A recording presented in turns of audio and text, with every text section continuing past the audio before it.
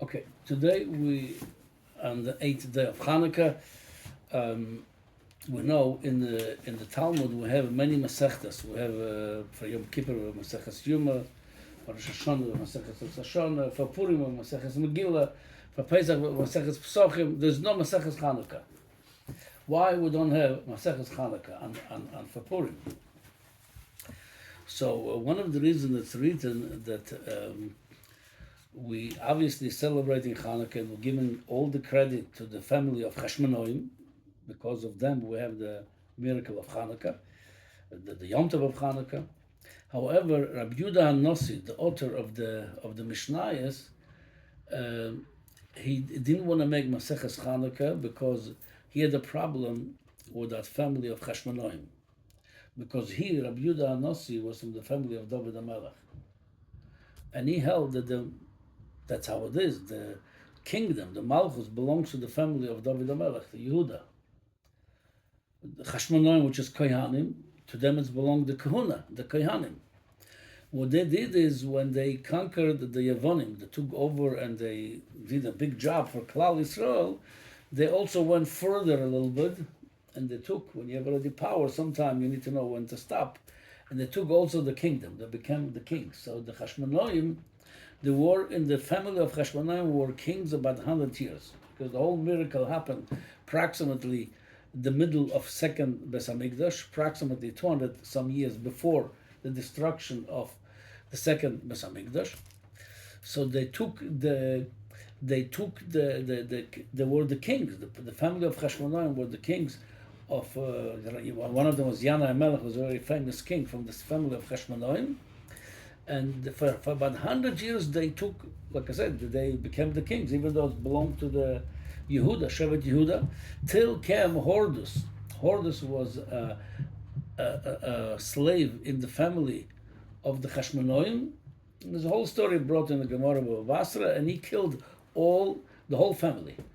And he took over, so his family was kings, the kings of Israel till the destruction of the second Beis Hamikdash, which was 103 years. So basically, the miracle happened 200 plus years before the second destruction. The second Beis Hamikdash was destroyed, and they took the kingdom over for 100 years. For that reason, that Rabbi Yehuda HaNossi was not pleased with that. They took over the kingdom that didn't belong to them. He didn't write a Masechta of them. There are some halachas brought here and there, and the Gemara talks about, but he didn't write about it. Now, we're talking about the kingdom. Something, everybody has his own place. Somebody is the family of king, somebody is the family of Kohanim. Everybody have to know his place. When people try to take something that doesn't belong to them, the Gemara in Soita said, when you look on something that doesn't belong to you, not only you're not going to get it, you're going to even lose what you have. It's very important. Now, we're going to learn today from Maseches Yuma, Daf Chav Beis, we're going to learn about Shaul HaMelech. Shaul was also a king, but his kingdom didn't take too long. He was altogether 2 years plus. He was king. Who? 2 years and plus. 2 Who? years. Shaul HaMelech. Oh, Shaul. Yes. Oh, I So we're was gonna hearing Shlomo. no Shaul HaMelech, and then David HaMelech. He was the first king that his kingdom goes all the way till coming of Mashiach. So we're going to learn a little bit also about Shaul, and we're going to see why Hashem made in such a way. If David HaMelech, this is the family of the kings, why was Shaul over here? Why he was plugged in before David HaMelech, and why things went so wrong with Shaul HaMelech? We're going to know a little bit about this now. So the Gemara says like this. There's a pasuk in Shmuel, Ben Shana Shaul b'Molchai. If you read it al pi pshat, it means to say when he was a king for 1 year. However, grammatically, it's not written right. It says over here, and the Gemara questioned this. It says Ben Shana, he was 1 year old when he was a king. That's what it says. Who could understand what it meant to say? It's meant to say when he was 1 year a king. But it doesn't say it. It says Ben Shana, he was 1 year old. Shaul b'Molcha. He was not a 1 year old when he became a king. So the Gemara says, Amar Ravuna ke ben shana shalotam tam chet. He was, before he became a king, he was such a tzaddik, Shaul HaMelech, he was like a 1 year old baby. 1 year old baby is not a sinner. He doesn't have any sins. He cleans from all sins. He's a baby. That's how Shaul HaMelech was such a tzaddik. When he started being a king, he was like a 1-year-old baby. No chatoim, no sins. Later on, things start going wrong. He didn't kill Amalek like Hashem told him. Then he killed the Noiv Irak Kohanim. Things that till he died in a war. So the Gemara says, Maski Rav Nachman bar Yitzchak. The Gemara questions this. Emma keben shana shemuluchlach betitu b'tzoya.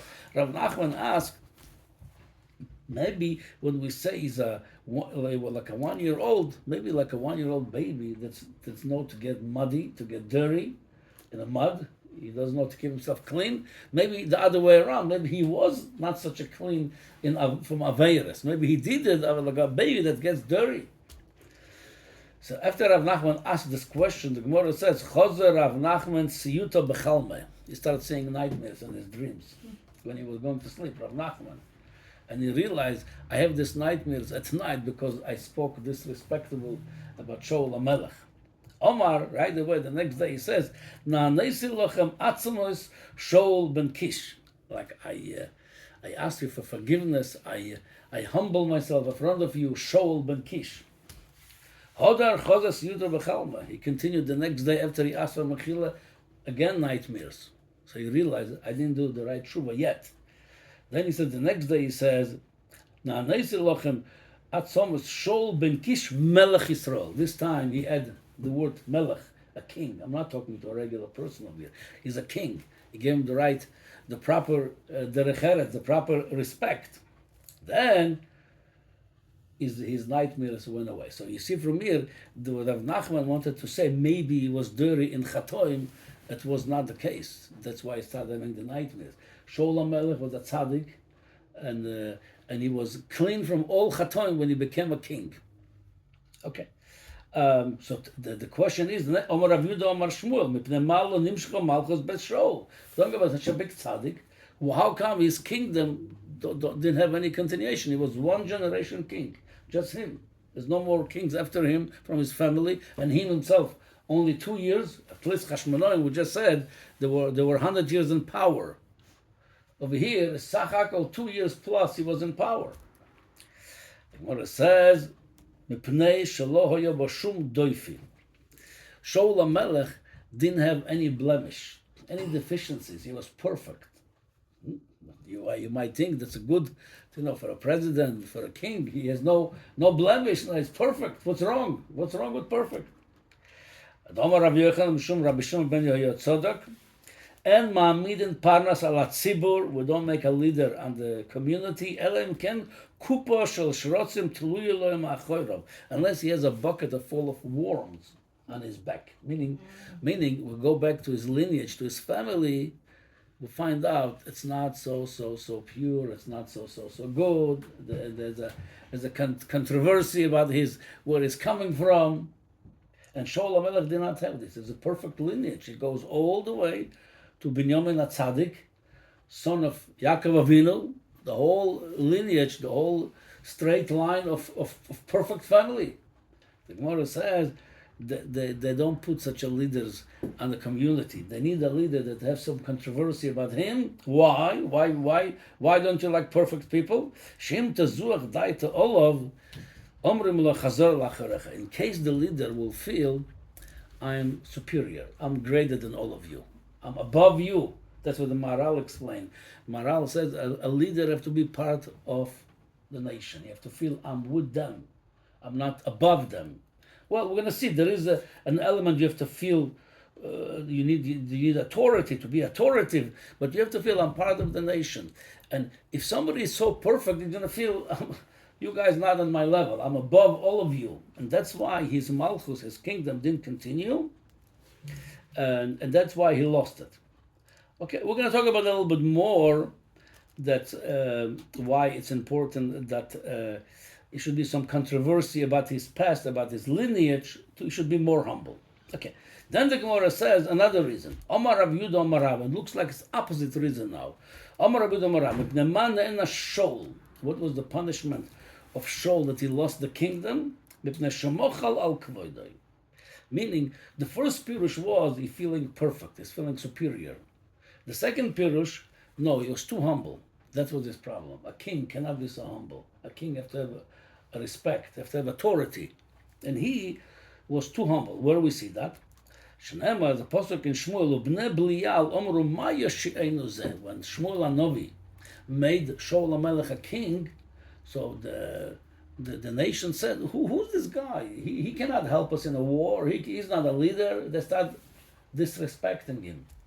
And the Gemara says, they disrespected him and disgraced him, and they didn't give him a present. Usually a king, become a king, people give some presents to wish him well, they bring something to show, we're happy with your, over here they didn't feel he worthy of any present, of any support, of any of our blessings, and they even disgraced him. And he like forgave them. Even people who wanted to stand up for him says, no, don't do anything. So the halacha is, sometimes we have to know how to forgive. Sometimes as a parent, sometimes as a rabbi. A king, the Gemara says, Melech shemochel al kvoida and kvoida mochel. A melech not allowed to forgive his honor because they have to be an authority. Imagine if there's no authority in the country, people are going to kill each other. They're going to hurt each other. They have to be afraid of the king. So, and Shaul HaMelech, he forgave them. And that's, Hashem did not like this. And that's what says, what happened right afterwards. Right after that, the king of Ammon, which is today would be in Jordan, the capital is Amman. Nochash Ammoni, that was his name of the king, Nochash, snake. Vayal Nochash Ammoni, and there was a war with the Jews. V'amar Rav Yochanan, Mishum Rabbi Shimon ben Yotzadok, the Bashgocha Protis, it was Nochash Ammoni, Nochash came to the war with him, that name, why? Called Talmid Chochem, Shalom Noikem, V'noiter, Kenochash, and a Talmid Chochem. If a Talmid Chochem was disrespected, was disgraced, and he doesn't know how to revenge, or to punish back for his honor, we're going to see it's for honor of Torah, we're going to see soon, he doesn't know how to do it like a snake. Snake, he doesn't forgive. Snake goes after you if you try to hurt him, and he's going to get you. He says, if you don't know how to do like a snake, so you're not a Talmid Chochem. That's why Bashgocha Protis, the king that came to fight with Shaul, the name was Nochash, to tell you, you did not act like a Nochash. I'm sending you now the Nochash to teach you a lesson. You should have been like a Nochash, like a snake that knows how to revenge, because you should not forgive, should not of your honor. You should demand authority. Okay. Now, before we go further, the Gemara questioned this. The Gemara says, how could you say that Talmid Chochem, and obviously how much more the king, have to revenge and punish like a snake? The Gemara says, a pasuk in Torah, you're not allowed to revenge, and you're not allowed even to remember what was done to you wrong. The Gemara brings examples. Ma'in Nekima, the Tanya, Ezra Nekima, Vezin Netira. Nekima, Omar lo, Ashileni Kardomcha, Magolcha, Omar lo lav. Somebody comes to you, tell me, please, I need some tool, could you lend it to me? And you say, no, I don't want to give it to you, I don't have.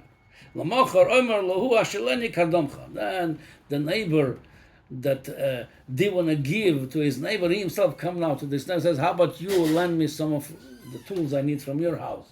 And he tells him, no, you didn't give it to me, I'm not giving you either. So that's called nekima, that's called revenge, you're not allowed to do that. What about the other way around? He didn't give it to you, but when he comes to you, you give it to him, but you say, you know what, I'm not like you didn't give it to me, I'm giving it to you. That's called natira. Natira means you didn't forget it, you're keeping it an interest to guard it by you and your emotions and your heart, to remember it and tell him about it. That's you're not allowed to do. When somebody did wrong to you, you should forgive. So again, we have a mitzvah of lotikam. By the way, this mitzvah, one of the most difficult mitzvahs, because in the world is known, in the secular world, it's known, they're proud, they say we're going to even out. The whole idea of evening out, to revenge.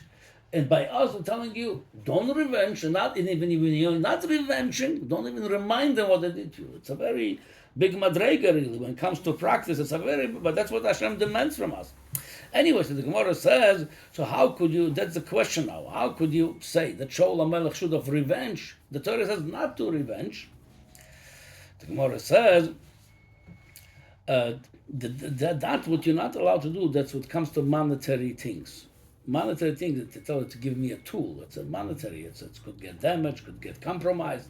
But when it talks about somebody hurt your feeling, somebody hurt your body, the Gemara says that you're allowed, Talmud Chacham or king, allowed to revenge or to keep it to the right opportunity to see when he's going to punish for it. The Gemara says, "V'tzara the gufa loy," and the Gemara questioned that too. Even when somebody hurts you feeling or physically, or you're feeling your emotions, the Gemara says, brings a proof that you have to forgive. How do we know?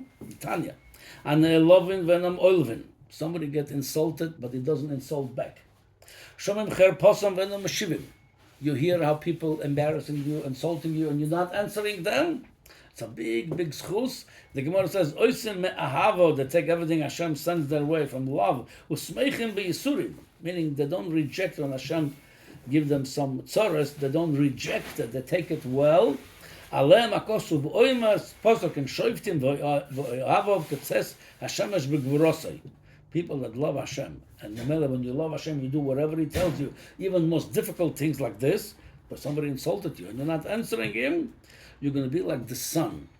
The sun is very, very bright, it's very strong, and especially what the Gemara in Chulin says, when Hashem created the world, the sun and the moon, they were the same size, and the moon came to Hashem and says, how could it be two kings with one crown? Somebody have to be bigger. Hashem says, you're right, you're going to be smaller, and the sun going to be bigger. But the sun, when he heard this, the sun did not complain to Hashem. How could he demand he should be bigger, I should be smaller? He was silent. That would make the sun greater. Something when somebody it doesn't answer, he's going to be a lot greater. There's a big koyach over here. Anyway, so the Gemara says. So again, going back. So why are you demanding from Shaul he should punish those people? Why he didn't forgive them? Why are you demanding that from Shaul? The Gemara says, yeah, he doesn't have to punish them, but he had to keep it in mind, and when somebody else coming to punish them, he should let it happen. And he told everybody, forgive them. He didn't do anything out of it, especially a king, like I said, have to have an authority. You should not forgive. You should don't do yourself something. But if somebody else, like the nation, some of them want to come and punish those people, you should let it happen because you need to keep your authority. You should be authoritative. You should not. People should not treat you like a shmata. And the Gemara has further. The Gemara argue doesn't give up. There is a big Indian being ma'avir el midah. What's midah? Midah in Hebrew, it's a measurement. Normally, people like to do measure for measure. You hurt me, I'm going to hurt you. You insulted me, I'm going to insult. That's measure for measure. A ma'avir el midoisav meaning, I don't go measure for measure. You give me a full measure of problems, I'm going to forgive you. Rava said, if somebody going to do that, Hashem going to forgive all his aveiros. Hashem says, you knew how to forgive, I will forgive you.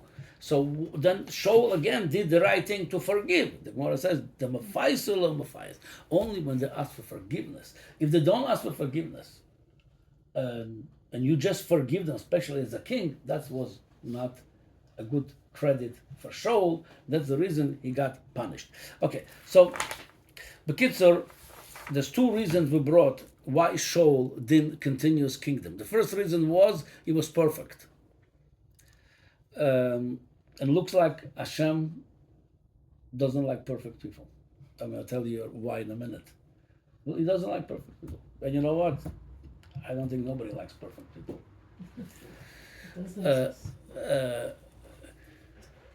So the second reason is he had to keep his authority high. And we see the Meforshim bring over you that especially the second reason it shows on the quality of a king. A king have to be, from one hand, part of the nation, like we said, you have to feel I'm not above you, I'm part of you. From another end, it's like a body, it's one organism. The head is part of the body. It's not two different things, God forbid. The head is part of the body. However, the head, he's the leader. He is leading the body. So the king have to feel, I'm the head of this nation. I have to lead you. If you disrespect me, if you don't listen to the head, then there's no kingdom over here. And that was the problem with Shaul HaMelech, and also when by the Aveira of when he left Amalek, it says when Shmuel Hanavi asked Shaul, why didn't you kill Amalek? What Shaul HaMelech answered? Ki chomal ha'am. The nation had rachmanos on all this flax. We could not get rid of so much. What the flax do? So the problem was, what did Shaul HaMelech says? Chomal ha'am. The nation had mercy on all this flax. What do you mean, the nation? You the king. Meaning again, you becoming a sort of a leader, a follower. If you don't have the quality of a leader, if you're just a follower, you cannot have authority on the nation, and you don't decide the decision a king have to make. You're just a follower. Then you're not a king. So that's one of the reasons he lost his kingdom. By the way, I just want to explain before we go further why Shaul was a king, why Hashem don't like perfect people. I'm going to tell you where we see this from. Hashem created the world. On the first day, he created the man. On Friday, how long the man was a perfect creature? For how long? He didn't do no Aveira. Before he did Aveira. Very little. Few hours. Few hours. On Friday, Hashem told him, don't eat from Etz Hadas. On Friday, you already ate. On Friday, few hours later. And Midrashim says Hashem told him, Shabbos comes, you could eat it. So few hours, you couldn't hold back. Like a little child, tell him, don't eat in there. What's in there? What? I want it right now. Okay. Now, so Hashem knew the Adam Arishon going to make an Aveira on the first day. And that's going to be a chain reaction for all the cursings came to the world through Adam, through Chava, to the snake, to the world. Everybody is punished for that. So why Hashem did that? He knew it. Why Hashem did enable them to do it? What was the purpose of that? There's a lot of answers. One of the answers that was part of the plan, Hashem didn't want Mr. Perfect. If he would not sin, the Gemara gives descriptions of Adam Arishon. He was big, he was nice, he was smart, he was very smart. He looked from Misof Olam Atzof. He looked, he saw what's going on in the whole world. He would eventually say he's God. He would feel like I am the greatest. Hashem says right away on the first day, you're a sinner. Now you're not a tzaddik. Now you're a Baal Tshuva. So Hashem loved Baal Tshuva. Why? Because the Baal Tshuva comes to Hashem with a broken heart. I'm not perfect. I have mistakes. And that's what the leader we need. That the Gemara says, if Shaul HaMelech is going to come as Mr. Perfect, you need to feel humble. What the humility is. And that explains also, we're not going to learn this today, David HaMelech had this qualities of a leader, of humility, and that's why David HaMelech was the leader, that from him go the leadership all the way. And by the way, it says, Taka, we just mentioned Adam. Hashem made him humble on the first day. It says that Adam Rishon lived 930 years. He was supposed to live 1,000 years. The 70 years of his life he gave to David HaMelech. David HaMelech is continuation of Adam Rishon, continuation of that Baal Tshuva. And Taka the Gemara says that David HaMelech was the head of the movement of Baal Tshuva. Who's the head of that movement of Baal Tshuva? Is David HaMelech. Because that's the quality of a king. You have to feel broken heart. I'm not perfect. I have mistakes. I made the wrong things. But I'm trying my best now. If he's humble, he's a leader, that's what makes him a king. Now we're coming to the next question. Okay, it's very nice. I'm finishing in a few minutes. I see everybody looking already. So the question is like this. If it's so important that David HaMelech should have been the king, obviously whatever we're saying, Hashem knows all this and more than that. So why Hashem made the king Shaul HaMelech? Why Shaul HaMelech was put into this for 2 years? He went torturous life. He was a tragic end for him, for his family. It was bad for Klal Yisrael. We lost a lot of wars. The last war we lost over there with the Plishtim. So why did this whole thing came about? So to say Bekitzur, the Gemara says HaKadosh Baruch Hu creates and destroys worlds every 7,000 years. Every 7,000 years, he creates the world, destroys, and recreates the worlds again. He likes the sport. He has a sport. He likes to create the world, destroy them 7,000, and then recreate them. So there is a whole discussion among the Jewish scholars how many already such a 7,000 years worlds were already here? That's called Shemitah. What cycle we are in? So there's many opinions. The final opinion with the Alter Rebbe text from Maharizal, he says like this: we are a second cycle, and that's why the Torah starts with Bereshit's base, to say we're not the first one, base, the second cycle. There was a world before us, and that world, but was not physical. We are the first physical world. That world was spiritual world, and it's called Olam Atoyo, the world of destruction.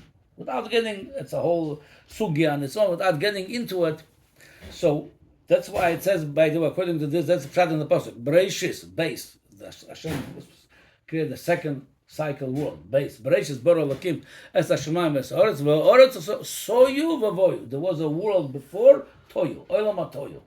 Okay, so why again? So we see that the way Hashem builds, and that's how it goes today also. B'derech ha'olam, how the building goes. You cannot just go and let's say bring a building of 10, 20 stories and put it on the ground. You have to first destroy the ground, build a foundation, and then when you destroy, you make first destruction. That's a soiser al manas livnis. Then on top of this destruction, now you build a nice building. You have to do the process of destruction. When you plant the seeds in the ground, the seed gonna get first destroyed in the ground, turn to almost to nothing. Then it's gonna grow a beautiful tree on top of this destruction. So sending over here before Hashem create our world, which is called Olam Atikun, our world. We are here to improve ourselves, to fix, to correct, to repair. Olam Atikun. There was Olam Atoyo, a world which was destroyed. Now you could build. Sending over here. David HaMelech, his melucha is b'chinas Olam Atikun. From that come the Tikkun till coming of Mashiach. The world have to get better and better till come Mashiach. You need a great revelation of Hashem. A perfect world then is going to be perfect only through our avodah.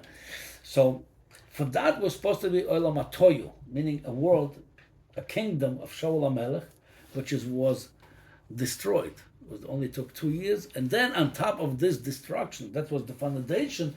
On top of this was built the kingdom of, and that's how we have we have the miracle of Yetzias Mitzrayim, because first was destruction. We're in Mitzrayim in the Golus. We're going to have the Geula because we're in Golus. It's have to be always some kind of agony before we see the great light, like the Neres of Hanukkah. We had the agony from the Yevonim. Then we had the great miracle of Hanukkah, and this is, you see this by the oil, the menorah of olive oil. The olive itself is very bitter. We crush the olive, and from that oil, it comes from the olive, come a great light of Hanukkah. Okay. Oh.